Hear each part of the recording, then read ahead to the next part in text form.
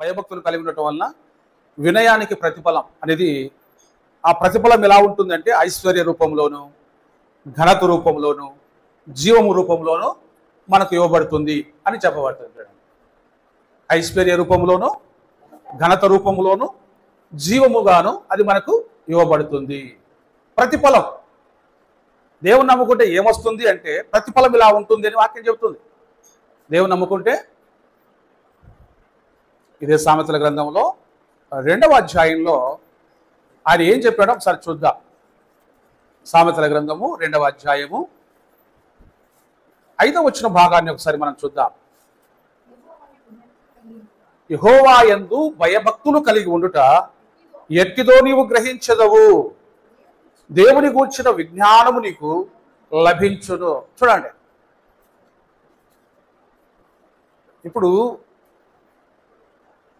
బాల్యం నుంచి చదువుల మీద మనం దృష్టి పెడితే తరగతులు పైకి వెళ్ళే కొలది ఒక స్టాండర్డ్కి వచ్చేంత వరకు కూడా 10వ తరగతి 12వ తరగతి వరకు సబ్జెక్టుల పరంగా వరకు అంశాలుగా ఇది ఈ శాస్త్రం, ఇది ఈ శాస్త్రము కదా అని చెప్పబడతా ఉంటాయి. ఈ ప్రకృతిలో పంచభూతాల్లో ఉన్నటువంటి శాస్త్రాలన్నింటినీ కూడా చెప్పబడతా ఉన్నాయి. సైన్స్, సోషల్ కదా, మ్యాథమెటిక్స్, గణిత శాస్త్రం అంటారు కదా, అన్ని శాస్త్రాలు నేర్చుకుంటారు. ఆ తర్వాత ఇంకా కొంచెం పైకి వెళ్ళిన తర్వాత ఒక సబ్జెక్టు మీదనే అవగాహన పెంచుకోవడానికి అవకాశం ఇస్తారు. అందులో రాణించినప్పుడు స్కాలర్స్ అవుతారు, మాస్టర్స్ అవుతారు. అక్కడ విజ్ఞానం అనేది ఈ పంచభూతాల్లో ఏం జరుగుతూ ఉంది, ఈ సృష్టిలో ఎలాంటి జీవులు ఉన్నాయి, ఎలాంటి విత్తనాలు ఉన్నాయి, ఎలాంటి వాతావరణం ఉంది, ఎలాంటి సంపద ఉంది, భూమి యొక్క అంతర్భాగంలో ఏముంది, ఆకాశపు పైన ఏముంది, మన మధ్య ఈ అగ్ని గుండముగా ఉన్నటువంటి సూర్యుడి కొంచెం గమనిస్తూ ఉంటే అగ్నికీలు అనేది ఒక కొంత పదార్థం ఆ సూర్యుడిలో నుంచి వేరే కింద పడిపోయేదట. అక్కడ నుంచి మండుతున్నటువంటి అగ్ని గుండంగా ఉంటుంది కదా, సూర్యుడు మండుతూ ఉంటే ఒక కొంత భాగం, ఒక కొన్ని టన్నుల బరువు ఉండే ఆ లావా అన్నటువంటి దాన్ని అదంతా కూడా ఎగిరి కింద పడిపోయింది అని చెప్తారు. అంటే అంతరిక్ష పరిశోధన, భూ పరిశోధన, వాతావరణ పరిశోధన, ఈ విధముగా పరిశోధనలు, శాస్త్రీయత అనేది మనిషి ఉన్నదాని నుంచి తెలుసుకుంటా ఉన్నాడు. దాంట్లో ఇంకా ఇంప్రూవ్మెంట్ అవుతా ఉన్నాడు. దానికోసం ఇంకా చదువుతా ఉన్నారు, ఇంకా ఇంకా ఇంకా. అలాగే వీటన్నిటిని సృష్టించినటువంటి దేవుడు ఉన్నాడు. ఆ దేవుని గురించినటువంటి విజ్ఞానం అనేది కూడా చాలా అవసరం. అది ఎలా సాధ్యమవుతుంది? దానికి ఏ పుస్తకాలు ఉన్నాయి? పాఠ్య పుస్తకాల్లో అయితే చెప్పరు. దేవుని గురించి ఏం చెప్పరు. స్కూల్ స్టార్టింగ్లో చిన్న ప్రేయర్ ఏమైనా చేయిస్తారేమో కానీ దేవుని గురించి స్కూళ్ళలో ఏం చెప్పరు. చెబితే ఏ దేవుని గురించి చెప్పాలో అర్థం కాదు, ఎవరి గురించి చెప్పాలో అర్థం కాదు, సమస్యలు వస్తాయి. కాబట్టి దేవుడు ఉన్నాడు, సృష్టించిన వాడు ఉన్నాడు. బైబిల్ గ్రంథము అన్నిటిని గురించి మనకు విశదంగా బయలుపరుస్తూ ఉంది. ఇక బైబిల్ గురించి మనము ఎలాంటి అవగాహన పెంచుకోవాలంటే బైబిల్ను ధ్యానించడం వలన దేవుడు మనకు ఒక విజ్ఞానం ఇస్తానంటున్నాడు. దేవుడు మనకు విజ్ఞానం ఎవరి గురించి, ఏ శాస్త్రం గురించి? సూర్యుని గురించా, చంద్రుడి గురించా, ప్రకృతి గురించా, పంచభూతాల గురించా, భూమి గురించా, భూమి అంతర్భాగం గురించా, పక్షుల గురించా, జంతువుల గురించా, విత్తనముల గురించా, మొక్కల గురించా అంటే వీటన్నిటినీ సృష్టించినటువంటి దేవుని గురించట. వీటన్నిటినీ సృష్టించినటువంటి దేవుని గురించిన విజ్ఞానము అన్నట్టు చూడండి. దేవుడు ఇవి విజ్ఞానం అనే దాన్ని ఎలా సాధించాలా, ఎలా పొందాలా? దేవుడు ఇంత విజ్ఞానాన్ని ఈ ప్రకృతిలో ఉంచాడని, ఇదంతా దేవుని జ్ఞానమని, దేవుని సంపదని, దేవుని యొక్క చిత్తములో దాచబడినటువంటి ఆశీర్వాదకరమైన జీవితం అని మనుషుడు తెలుసుకునేదానికి, దేవుని విజ్ఞానాన్ని అర్థం చేసుకునేదానికి ఒక ఛాయిస్ ఉంది. ఆ ఛాయిస్ ఏంటంటే ఆయన యందు భయభక్తులు గల వారికి దాన్ని పొందే అవకాశం ఉంది. యెహోవా యందు భయభక్తులు కలిగిన వారికి ఆయన తన మర్మములను బయలుపరుచున్నాడని మరొక చోట చెప్పబడుతుంది. దేవుడు తన యందు భయభక్తులు గల వారికి అన్ని విషయాలను కూడా మరుగు చేయక బయలుపరుస్తాడట. మరుగు చేయక బయలుపరుస్తాను అని చెప్పినాడు. ఏ దాని గురించి అయినా నేను ఎలా పుట్టిన దేవుడా అని అడుగు, వాక్యం చెబుతుంది. నేల మంటి నుండి నరుని నిర్మించెను. ఒకడు పాలు పోసినట్లుగా నీవు నన్ను పోసితివి కదా, జున్నుగడ్డ పేరబెట్టినట్టుగా నీవు నన్ను పేరబెట్టితివి కదా, ఎముకల చేత, కీళ్ళ చేత, నరముల చేత నీవు నన్ను సంధించితివి కదా అని తెలియపరుస్తాడు ఆయన. అంటే ఏ విధంగా మానవుని యొక్క ఉనికి ప్రారంభమైంది భూమి మీద అనే దానికి దేవుని యొక్క జ్ఞానము మనకు విజ్ఞానాన్ని కలిగిస్తాయి. చూడండి, నువ్వు ఏ దాని గురించి అడిగి మనకు తికమకగా ఉండే కొన్ని ప్రశ్నలు ఉంటాయి. కోడి ముందా, గుడ్డు ముందా, చెట్టు ముందా, విత్తనం ముందా అని. అది ఎవరు కూడా చెప్పలేరు, కానీ బైబిల్ మనకు కరెక్ట్గా సమాధానం చెప్తుంది. మీరు చెప్పండి, విత్తనం ముందా, చెట్టు ముందా? విత్తనం ముందా, చెట్టు ముందా? చెట్టు ముందు. మరి విత్తనం లేకుండా చెట్టు ఎట్ట వస్తుంది అని ప్రశ్నిస్తారు. సరే, అది విత్తనం అందాం అనుకో, చెట్టు లేకుండా విత్తనం ఎట్ట వస్తుంది అని అంటారు. అప్పుడు మనం ఏం అర్థం చేసుకోవాలి? ఏం అర్థం కాక కొంతమంది దిక్కు తెలియకుండా ఉంటారు. కానీ బైబిల్ గ్రంథం ఏం చెప్తుందంటే, తమ తమ జాతి ప్రకారం తమలో విత్తనములు గల ఫలవృక్షములను దేవుడు భూమి పుట్టించునుగా కానీ పలకగానే ఆ ప్రకారం ఆయను. అంటే ఈ భూమి విత్తనములు గల ఫలమిచ్చే ఆ ఫలాలనిచ్చే చెట్లను భూమి పుట్టించింది. భూమికి ఆజ్ఞ ఇస్తే భూమి పుట్టించింది. భూమి నుండి ముందు చెట్టే పుట్టింది. ఆ చెట్టులో ఫలం ఉంది, ఆ ఫలములో విత్తనము ఉంది. దానికి మనుగడ ఆగిపోకుండా, ఆ చెట్టు మనుగడ అక్కడితోనే ఎండిపోయి వానకు నానిపోయి అది చచ్చిపోకుండా, దాన్ని చచ్చిపోయిన తర్వాత దాంట్లో అలాంటి ఫలాలు మరలా అవసరం కాబట్టి, అలాంటి చెట్లు మరలా అవసరం కాబట్టి అందుకు కాయలు కాయించినాడు ఆయన. అవి తినే కాయలు కావచ్చు, తినని కాయలు కావచ్చు, ఏవైనా కావచ్చు. ప్రతి చెట్టుకు ఒక కాయ కాసేటట్టుగా పెట్టాడు, అందులో విత్తనం పెట్టాడు. ఆ విత్తనం భూమి మీద మరలా పడుతుంది. నువ్వు దాన్ని వాడుకున్నా, దాని పండును తిన్నా, దాని టెంక నువ్వు పారేస్తావు. అప్పుడు అది మరలా భూమిలో పాతి పెట్టబడుతుంది, భూమిలో కప్పబడుతుంది. నువ్వు ఎప్పుడైతే భూమిలో ఆ విత్తనము పడిందో, అది మట్టిలో కప్పబడిందో, వర్షపు నీటి చేత ఆ చెమ్మ తగిలినప్పుడు అది తిరిగి మరలా మొక్క అవుతుంది. సృష్టి పునఃసృష్టి స్టార్ట్ అవుతుంది, పునరుత్పత్తి స్టార్ట్ అవుతుంది. దేవుడు చూడండి సైక్లింగ్ ఎలా పెట్టాడు. నువ్వు వాడుకుంటావు, పడేస్తావు, కానీ మళ్ళా దాంట్లో నుంచి మళ్ళా జీవం పుట్టుకొస్తుంది అని చెప్తుంది. అదే కాన్సెప్ట్తో ఇప్పుడు ప్రభుత్వాలు ఏం చేస్తున్నాయి? మనుషుడు వాడుకున్నటువంటి వ్యర్థ పదార్థాలన్నీ కూడా ఒక చోటికి చేర్చి వ్యర్థతలో నుంచి కూడా మళ్ళీ కొన్ని పవర్ను తయారు చేసేదానికో ఇంకొకటి తయారు చేసేదానికో ఉపయోగిస్తూ ఉన్నారు. ఏది వ్యర్థం కాదు, వ్యర్థతలో నుంచి కూడా ఒకటి సృష్టించవచ్చు. నువ్వు విత్తనాన్ని పారేస్తావు, పండును తింటావు, గుజ్జును తింటావు, కానీ అది భూమిలో పడిన తర్వాత అది మొలకనిచ్చి మరలా పంటను ఇస్తుంది. పునరుత్పత్తి జరుగుతూనే ఉంటుంది. ఈ విజ్ఞానం ఎక్కడి నుంచి వచ్చింది? దేవుని యొక్క వాక్యంలో నుంచి మనకు ఇవ్వబడతా ఉంది. దేవుడి యందు భయభక్తులు కలిగి ఉంటే వారికి మర్మములన్నీ కూడా దేవుడు బయలుపరిచి ఉన్నాడు. అందుకే దేవుని యొక్క వాక్యములు, ఈ ఆత్మీయ సత్యములన్నీ కూడా పొందుపరచబడి ఉన్నాయని దాన్ని మీరు అనుదినము చదవండి. మీరు విజ్ఞానం కలిగి ఉంటారు. దేవుని కూర్చున్నటువంటి విజ్ఞానం మీకు కలుగుతుంది. చదువుల మీద, వాళ్ళకున్నటువంటి పాఠ్య పుస్తకాల మీద వాళ్ళకి అవగాహన ఉంటుంది. కానీ భయభక్తులు కలిగిన వారికి దేవుడి మీద అవగాహన ఉంటుంది. తాను సృష్టించినటువంటి దేవుని వైపు తిరుగుతారో ఎవరు తిరుగుతారో వారికి దేవుడు అంటే ఏంటి, ఎలా ఉంటాడు, ఆయన ఎలా స్పందిస్తాడు అనేది వాళ్ళకి అర్థమవుతుంది. అందుకు ఇక్కడ రాయబడి ఉంది, యెహోవా యందు భయభక్తులు కలిగి ఉండుట ఎట్టిదో నువ్వు గ్రహిస్తావు. ఇంకా ఏమో చాలా ఉన్నాయి. దేవుని గురించిన విజ్ఞానం నీకు లభిస్తుంది. ఇది ఎంత మనకు అవసరమే కదా. దేవుని గురించిన విజ్ఞానం మనకు అవసరమే. కొంతమంది దేవుడే లేడంటున్నారు. మరి ఎవరున్నారు? ఎవరు చేసినారు? మానవుడు ఎలా స్టార్ట్ అయ్యాడు? ఎవరైనా సమాధానం చెప్తారంటే లేదు. దేవుడే సమాధానం చెప్పేవాడు. యేసుప్రభు చెప్తున్నాడు, నేను ఆదిలో ఉన్నాను, అంతంలో కూడా ఉంటాను. ఆది అంతము గలవాడు, ఆది అంతం లేనివాడు. కాబట్టి ఇప్పుడు దేవుడి గురించి మనము విజ్ఞానాన్ని సంపాదించుకోగలుగుతున్నామంటే ఆయన భయభక్తులు మనకెంతో ఉపక్రమించాయి. ఇంకా మనం కొన్ని చూద్దాం. భయభక్తులు కలిగి ఉండటం వల్ల ఏమేమి ఉన్నాయో మనం చూద్దాం. అలాగే సామెతల గ్రంథము 16వ అధ్యాయంలో ఒక మాట చూద్దాం. 16వ అధ్యాయం 6వ వచనం చదవండి.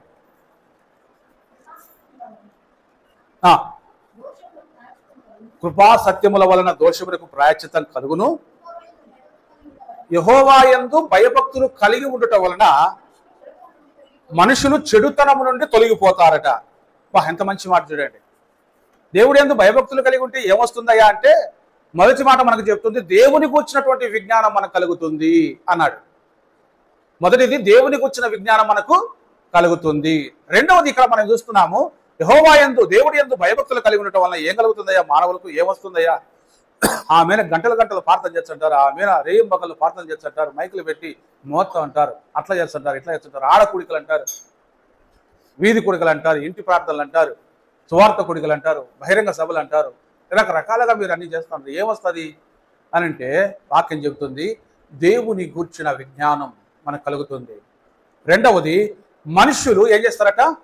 చెడుతనం నుండి వైదొలిగిపోతారట. మానవుని అంటిపెట్టుకున్నటువంటి చెడుతనం, మంచితనం గురించి కాదు ఇక్కడ. చెడుతనం, మానవుల్లో ఉన్నటువంటి చెడుతనం అంతా తొలగిపోతుందట. చూడండి, ఇది మనుషులందరూ తెలుసుకోవాలా. యేసు ప్రభునందు భయభక్తులు కలిగి ఉంటే, యేసు క్రీస్తునందు విశ్వాసం ఉంచితే, యేసు క్రీస్తునందు ఎవరైతే ఆత్మలో విశ్వాసము కలిగి భయముతో భక్తితో జీవించాలనుకుంటారో, ఆయన మార్గంలో నడవాలనుకుంటారో, వారికి ఏమి కలుగుతుందయ్యా? ఏమొస్తుందంటే చెడుతనాన్ని విడిచిపెడతారు అని చెప్తుంది వాక్యం. చెడుతనము విడిచిపెడతారు. ఇంతకంటే ఇంకా ఆశీర్వాదం ఏమనుందా? చెడుతనంలో నుంచి బయటికి రావడానికి దేవుని యందు భయభక్తులే ప్రధానమా? అవును, దేవుని యందు భయభక్తులే ప్రధానం. దేవుని యందు భయభక్తులు లేకపోతే మనిషి చెడుతనంలో నుంచి బయటపడాడు. ఎందుకంటే ఆ మార్గం తెలియదు. ఈ పాపం నుంచి ఏ విధంగా విడిపించబడాలనేది మానవునికి తెలియదు. ఈ పాపం అనేది ఎలా చేయగలుగుతున్నాను, ఇది పాపం అని ఎవరికి తెలుసు? ఇప్పుడు నరహత్య, ఒకడు చంపుతాడు ఒక మనిషిని. మన సమాజం, మన చట్టం ఏం చేస్తుందంటే, నువ్వు చేసిన నేరం నువ్వు చేసినావు అంటాడు. ఒక మనిషిని చంపినా కాబట్టి నీకు ఈ శిక్ష అంటాడు. నేరస్తులను పట్టుకుపోతారు. పోలీసు ఒక డిపార్ట్మెంట్ ఉంది, వాళ్ళు వెతికి పట్టుకొని అతనికి శిక్ష వేస్తారు. న్యాయాధిపతి దగ్గర తీసుకుపోతే, ఫలానా వ్యక్తి నువ్వు చంపినందుకు అతని కుటుంబానికి నష్టం వచ్చింది, అతని ప్రాణాన్ని తీసినావు కాబట్టి నీకు కూడా శిక్ష విధిస్తాము, కొంతకాలం నువ్వు జైల్లో ఉండాలా అంటాడు. ఎక్కడ తిరిగేదానికి అవకాశం లేకుండా నీకు శిక్ష అంటాడు. కానీ అదే బైబిల్ ఏం చెప్తుందంటే, నరహత్య పాపము అన్నాడు. పాపం. ఈ పాపానికి ఒక జీతం ఉంది, నేరానికి ఒక శిక్ష ఉంది కదా, నేరానికి ఒక జీతం ఉంది కదా, ఇక్కడ భూమి మీద జరుగుతూ ఉంది కదా. కానీ దీని తర్వాత కూడా నేను నీకు సృష్టి విలువ తెలియకుండా, మానవుని విలువ తెలియకుండా, దేవుని యొక్క ధర్మం తెలియకోకుండా ఎదుటివారి పట్ల నువ్వు అమానుషంగా ప్రవర్తించినావు కాబట్టి, అతడు చనిపోయేదానికి నువ్వు కారణమైనావు కాబట్టి ఏం చెప్తున్నాడు ఆయన? అట్టి వారికి అగ్నిగుండ, అగ్ని, నువ్వు కాలిపోతూనే ఉంటావు, మంటలో బాధపడుతూనే ఉంటావు. ఇది పాపమునకు వచ్చు జీతము మరణము అని వాక్యం చెప్తుంది. మరి ఒక నేరం చేస్తే శిక్ష అని చెప్పినప్పుడు భయపడడానికి కదా చెప్పింది. మరి దేవుడైతే చాలా మంది అంటారు, దేవుడైతే శిక్ష వేస్తాడా అని. మరి డిపార్ట్మెంట్ ప్రభుత్వం అయితే శిక్ష వేస్తుందని అంటావా? మంచి ప్రభుత్వం అయితే శిక్ష వేస్తుందని అంటావా? ప్రభుత్వంలోనే వాళ్ళు అంటారు, మేము మంచి ప్రభుత్వం, మంచి చేసినామని. ఒకడు చంపితే వాడిని అరెస్ట్ చేయకుండా వదిలిపెట్టాలి. అయితే నేరం చేస్తే మంచి ప్రభుత్వం అనిపించుకునేదానికి. మంచి ప్రభుత్వం అంటే ఏంటి? చనిపోయిన వాడి పక్షాన కూడా నిలబడాలి కదా, వానికి న్యాయం చేయాలి కదా. కాబట్టి దేవుని యొక్క ఆజ్ఞ మనకేం నేర్పిస్తుంది, దేవుని యొక్క వాక్యం మనకేం నేర్పిస్తుంది అంటే, ఒక నియమం నేర్పిస్తుంది, ఒక పద్ధతి నేర్పిస్తుంది. భయభక్తులతో ఉంటే ఎలా ఉంటామో నేర్పిస్తుంది, ఎలా ఆశీర్వదించబడతామో తెలుస్తుంది, ఎలా ప్రవర్తించాలో తెలుసుకుంటాం. ఎన్నో లాభాలు. చెడుతనము నుండి బయటికి వెళ్ళిపోతాం, తొలగిపోతాం. ఎంత మంచి మాట! యెహోవా యందు భయభక్తులు కలిగి ఉండుట వలన మనుషులు చెడుతనము నుండి తొలగిపోతారు. ఏం లాభము అంటే, ఈ లాభం. చెడుతనంలో ఉంటే నష్టం ఉంది, చెడుతనాన్ని విడిచిపెడితే మేలు ఉంది. మంచితనము చెడుతనం. చెడుతనంలో లేకుండా పోతే వాడు ఎక్కడ పోతాడు? ఇక మంచితనంలో ఉంటాడు, మంచి చేస్తాడు, మంచికి అలవాటు పడతాడు, మంచిలో ఎదుగుతాడు, మంచినే పంచుతాడు. ఇది మంచిది అని దేవుడు చెప్పాడు. ఇది మంచిది.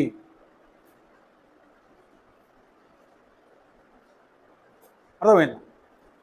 కాబట్టి దేవుని యందు భయభక్తులు కలిగి ఉండటం వలన మొదటిది విజ్ఞానాన్ని సంపాదించుకుంటాం, దేవుని గురించిన జ్ఞానం. రెండవది, మన జీవితం ఏమవుతుందంటే చెడుతనానికి దూరం అయిపోతాం.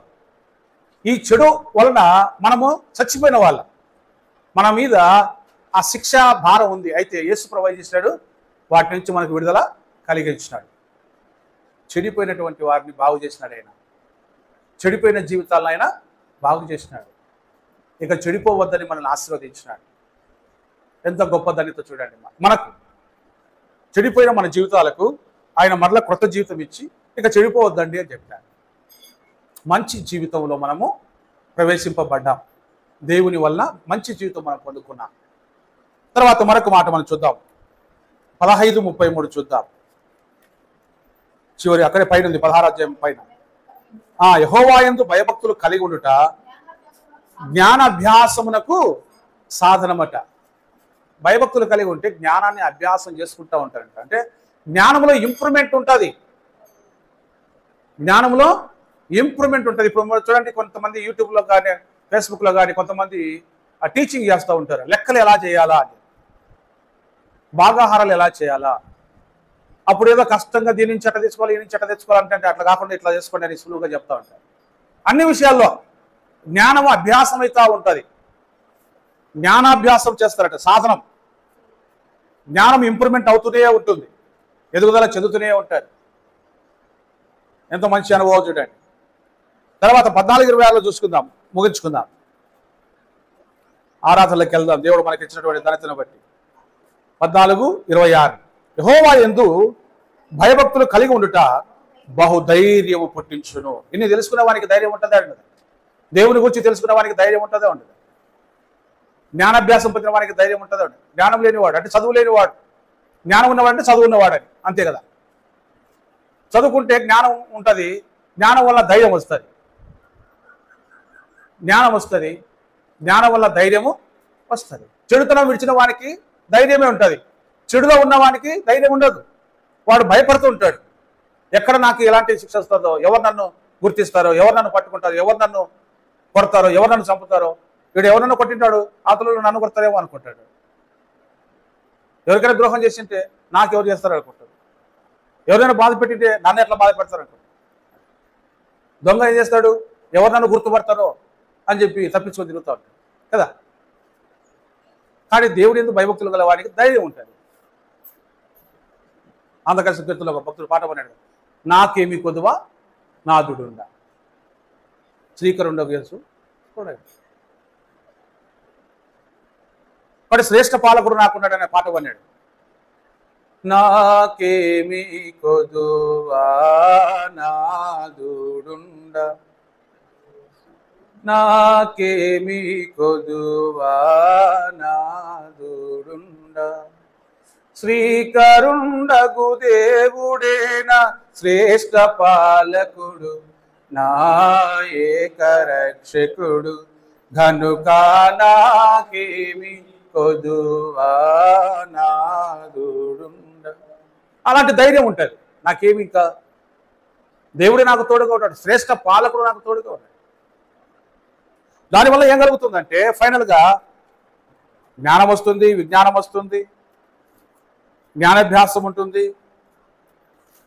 చివరిగా ఒక మాట చూద్దాం, సామెతల గ్రంథంలోని 10వ అధ్యాయంలో 27వ వచనంలో ఒక మాట ఉంది చూడండి. చూడండి, యెహోవా యందు భయభక్తులు కలిగి ఉండుట దీర్ఘాయువునకు కారణము. చూడండి, దీర్ఘాయువునకు కారణం, దీర్ఘాయుష్మంతులం అవుతామంట. ఎందుకు? చెడుతనాన్ని మనం బయట పారేసినాం కాబట్టి, చెడు మనలో లేదు కాబట్టి మనం ఆరోగ్యంగా ఉంటాం, హెల్తీగా ఉంటాం. కాల్లో పుండు ఉందనుకోండి, నడచలేము, కూర్చోలేము కదా, దానివల్ల ఇబ్బంది పడుతుంటాం, పురుగులు పడతాయి, నొప్పి ఉంటుంది, బాధ ఉంటుంది, ఏ పని చేయలేము, పరిగెత్తలేము, మెల్లిగా నడవలేము, ఎన్ని కష్టాలు. దాన్ని తొలగిస్తే ఇంకా ప్రమాదం, తొలగించకపోయినా ప్రమాదం. అయితే ఆ చెడుగా తీసేసినప్పుడు మనము ఆరోగ్యంగా ఉంటాం, హాయిగా ఉంటాం. కాబట్టి దీర్ఘాయుష్మంతులం అవుతాం దేవుడి యందు భయభక్తులు కలిగి ఉంటే. ఎందుకంటే చెడుతనానికి మనం దూరంగా ఉన్నాం, మంచి మనం ఆలోచిస్తాం, మంచి మనం చేస్తాం. కాబట్టి ఆరోగ్యాన్ని కాపాడుకున్న వాళ్ళం అవుతాం. చెడుతనం ఏంటి? జూదంలో చెడుతనం ఉంది, మద్యపానంలో చెడుతనం ఉంది, రకరకాలైనటువంటి పాపాలు, ఆజ్ఞాతిక్రమాలు, ఇవన్నీ చెడుతనం. దీనివల్ల ఆస్తి నష్టం జరుగుతుంది, దేహ నష్టము జరుగుతుంది. చెడుతనం మనలో ఉంటే చెడిపోతాం, మనం ఎక్కువ కాలం బ్రతకం, మన ఆరోగ్యాన్ని మనం పాడు చేసుకుంటాం. అయితే భయభక్తులు కలవాడు దీర్ఘాయుష్మంతుడు అవుతాడు. ఎందుకు? చెడుతనం నుండి దేవుడు పక్కకు తప్పించినాడు కాబట్టి. చెడుతనంలో నుంచి బయటికి పోతున్నాం, దేవుని గురించిన విజ్ఞానం సంపాదించుకుంటున్నాం, జీవ సాధనం కలిగి ఉన్నాం కదా, విజ్ఞానం ఉంది, జ్ఞానం ఉంది. ఎన్ని విధాల మనకు దేవుడి యందు భయభక్తులు కలిగి ఉంటే మేలుందో చూడండి. అందుకే దేవుని యందు భయభక్తులు కలిగి ఉంటే ఎట్టిదో నీవు గ్రహిస్తావు, తెలుసుకుంటావు అని వాక్యం 2వ సామెతల 2లో చెప్తాడు. ఇన్ని ప్రయోజనాలు ఉన్నాయి. అందువలన మనము ఈరోజు మనం ఇలా ఉన్నాము అంటే దేవుని ఎరిగాం కాబట్టి, దేవుని ఆజ్ఞకు లోబడి ఆయన చెప్పి చిత్తం చొప్పున మనము ఈ పునరుద్ధారపు దినములో దేవుని సన్నిధానంలో కూర్చుని ఉన్నాం. దేవుని గురించిన జ్ఞానాన్ని మనం పొందుకుంటా ఉన్నాం. మన జీవితాల పట్ల దేవుడు చేసిన మేలులను మనం తలపోసుకుంటా ఉన్నాం కదా, తలపోసుకుంటా ఉన్నాం. దేవుడు మనకు ఏమి ఇచ్చినాడు, ఇచ్చిన దానికి మనం ఎలా స్పందించమని వాక్యం చెప్తాం. కృతజ్ఞతాభావంతో మన జీవితాన్ని మనము నడిపించుకునే దానికి దేవుడు ఈ విషయాలు మనకు గుర్తు చేస్తున్నాడు. కాబట్టి దేవుడు ఇచ్చినటువంటి వాటిని బట్టి, దేవుని యందు భయభక్తులు కలిగి ఉండటం వల్ల మనం పొందినటువంటి ఈ మేలులన్నింటినీ గురించి కూడా మనము ఒకసారి మనసుకు తెచ్చుకుని కృతజ్ఞతాస్తుతులు పరలోకపు తండ్రికి ప్రభువైన యేసుక్రీస్తు ద్వారా చెల్లించుదాం. మోకరించండి.